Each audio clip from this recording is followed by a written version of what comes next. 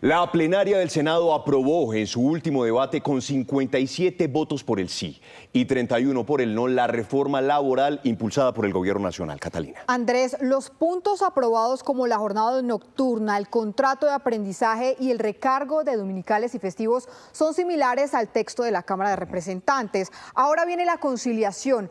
Hoy justamente se nombrarán los conciliadores y se espera que a más tardar el viernes 20 de junio, fecha límite, se termine de aprobar esta iniciativa. Con una reforma resucitada, divisiones marcadas entre el Congreso y el Gobierno y candentes debates entre senadores, la reforma laboral tuvo luz verde.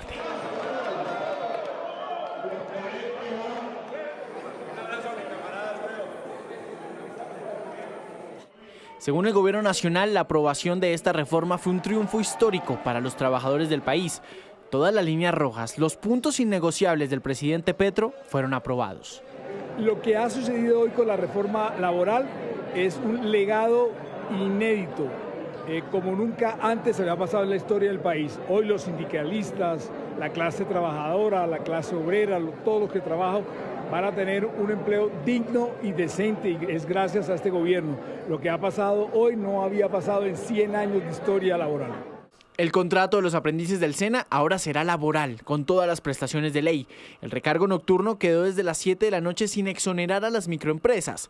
El pago del recargo dominical y del festivo será de un 100% de manera progresiva por 3 años. Y la jornada máxima legal quedó sin la posibilidad de trabajar 4 días y descansar 3.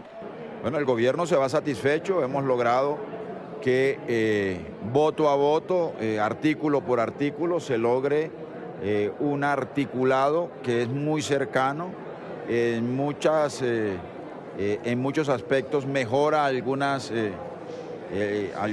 disposiciones que venían de la Cámara de Representantes. Todavía falta la conciliación, que será el momento final para decirle al país que hay una nueva legislación laboral democrática. Una vez aprobados los 70 artículos que quedaron de la reforma laboral, el ministro Armando Benedetti le reportó al presidente Gustavo Petro lo ocurrido.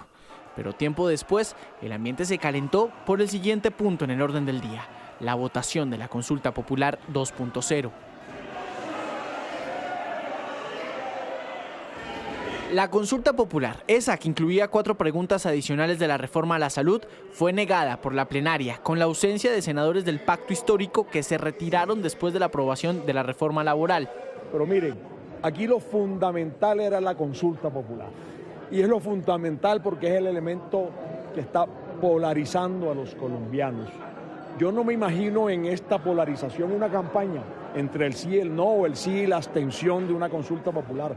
Pero además sabemos que el gobierno la quería para hacer campaña politiquera al Congreso de la República y a la presidencia de Colombia.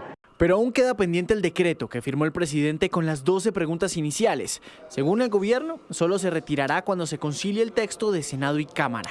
Una conciliación que tiene el tiempo contado. Hasta el viernes hay plazo de definir el futuro de esta reforma laboral. En medio del Consejo de Ministros, el presidente Gustavo Petro se refirió a la aprobación de la reforma laboral. Afirmó que de darse una conciliación favorable, contemplaría la posibilidad de retirar la consulta popular. También cuestionó al registrador. Armando, queda en sus manos primero definir al presidente del Senado para dónde vamos, para una nueva confrontación, no permite la conciliación.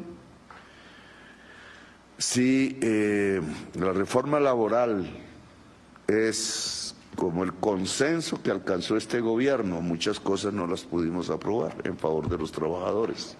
En Cámara de Representantes y en la conciliación, entonces derogaré el decreto de consulta popular 1, pero solo hasta ahí. Si no, el decreto goza de presunción de legalidad. El registrador no tenía ningún derecho a decir lo que dijo. Está en una situación de sedición contra el presidente de la República. Y quiero las acciones jurídicas. Eso no se hace. Que hasta que se pronuncie, no señor, todo funcionario cumple el decreto y la ley. Ah, que se pronunciaron, pues sí, de pronto me pronuncio yo primero. Todo depende del debate en el Senado y del Congreso de la República. Alrededor de estos temas nosotros no retrocedemos en nuestra misión de defender el derecho de los y las trabajadoras de Colombia, del pueblo trabajador, tanto el que llaman formal como el que llaman informal.